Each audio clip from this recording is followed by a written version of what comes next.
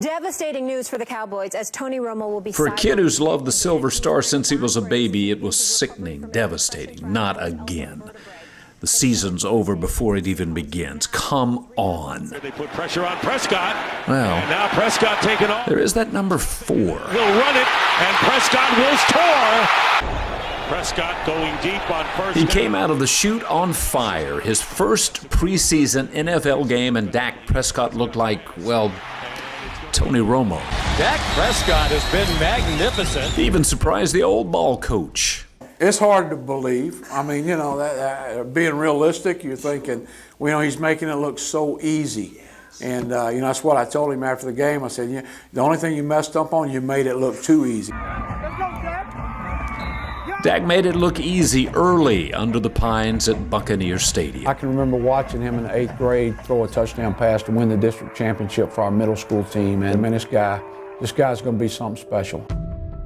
Dak rewrote the record books at Houghton. His senior year, he accounted for 50 touchdowns, led the Bucs to their first undefeated season in history, and along the way, grabbed Rodney Guin's heart. Yeah, you know, he's special to us. And, you know, and it's not just because of the success he's had. He appreciates what we did for him, and we appreciate what he did for us.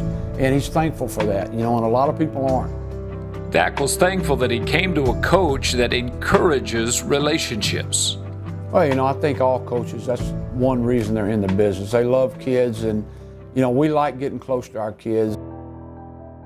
Dak and Coach Guin bonded, especially the summer before his senior year.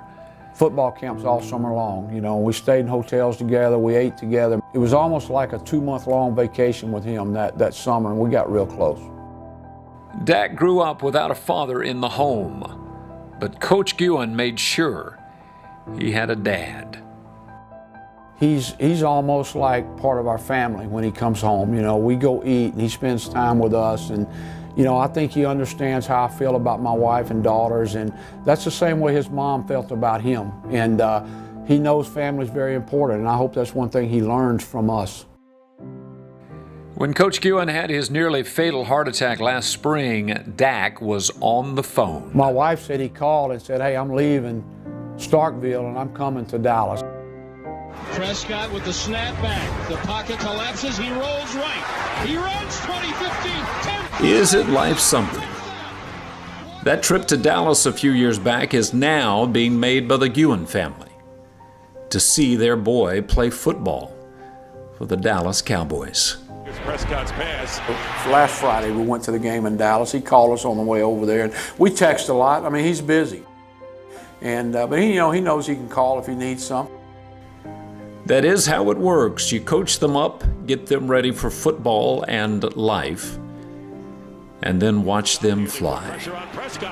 You know, it was a big deal. They're yelling and screaming, you know, that, you know, come get me when Dak plays. She doesn't watch the game when they're on defense. She only wants to watch when Dak's in the game. So, but you know, it's fun. It's the whole ride's been fun for our family. That's just the neat part of it. I think that bond you build in football is more important than any game we win or championship we win. I think that carries on in life.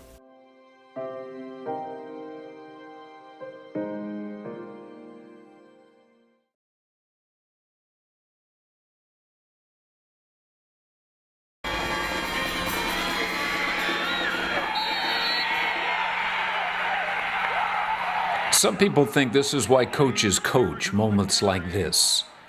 It's all about winning, all about the W's. Whenever I first started coaching, it was, you know, all about, hey, let's win, let's win, let's win. Well, the older I got, the more I realized that, you know, it's not just about winning, it's about making a difference in that kid's life. Hey, put it down right there. Chuck Dupree is officially an old coach now, 30-plus years. He's won plenty. Has the North Caddo Rebels at 6-4 and headed for a home playoff game. You would think that would be enough. Defense out on the field. But you don't know this coach. Now, winning football games is fun, don't get me wrong. But I get more joy whenever, like just this past year, kid sends me a text. Hey, Coach, just wanted to say hello and tell you I appreciate you and I love you and thanks for what you did for me. So when Coach Dupree heard about Sebastian, the boy who wanted to be on the team so bad, You can come be a ball boy for me. He said, yes, sir, Coach, I'll do it. I'll be a ball boy. problem was Sebastian's home life was bad, really bad. She started, just the drinking. Drinking was still there. Then it came to pain pills. Then it came to, she went to psychiatrist pills. Next thing Coach knows, Sebastian is in a youth shelter, They could put me in foster care. about to become a part of the system. The counselor said, Coach, unless you can step in and do something, he's going to be put into the system. And I started thinking, wow, maybe I can do something. So I called my wife. If we can help this kid, can we help this kid? I said, well, look, I'm not saying this is going to happen, but would you be interested in coming and stay? Yes. I said, wait a minute, I'm not finished yet. And he says, no, Coach, I got to get out of here. Yes, I'll come, You know how everybody has that guardian angel in their life? It kind of felt like that because he came out of nowhere. 9 months later, Sebastian is the starting guard for the Rebels football team and just another Dupree. I knew he was comfortable when I heard him yell across the house, "Mama!" I could fit in right with the family, and I love it. And I don't know about Easy, I break everything in the house. Yes. I had to buy a weed eater because he broke my weed eater. Actually went out and bought him his own weed eaters. It's like they were meant for each other. I mean, really, they play around and kid like buddies, but then coaches a father to him as well. Another coach, this one from Green Bay, said years ago, winning is everything. He was right. Just depends what you mean by winning. Who's the winner in this deal? I think we are. We are. Yeah. We. We as We in Lisa are. and I. Yeah. Well, our whole family. Yeah. Yep. Sebastian, who's the winner in this deal? Definitely me. I don't know what they're talking about. I break everything. He does break everything. You've gotten much better at that.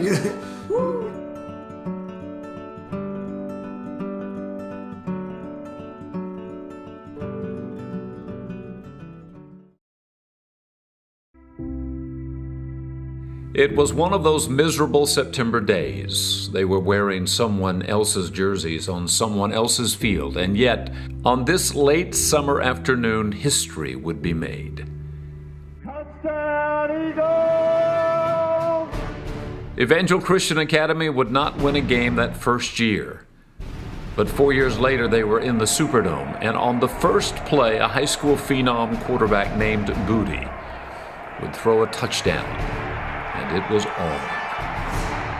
Over the next 23 years, the Evangel Eagles would win 13 state championships, once win 60 games in a row, and a mythical national championship. Almost 24 would spend time in the NFL.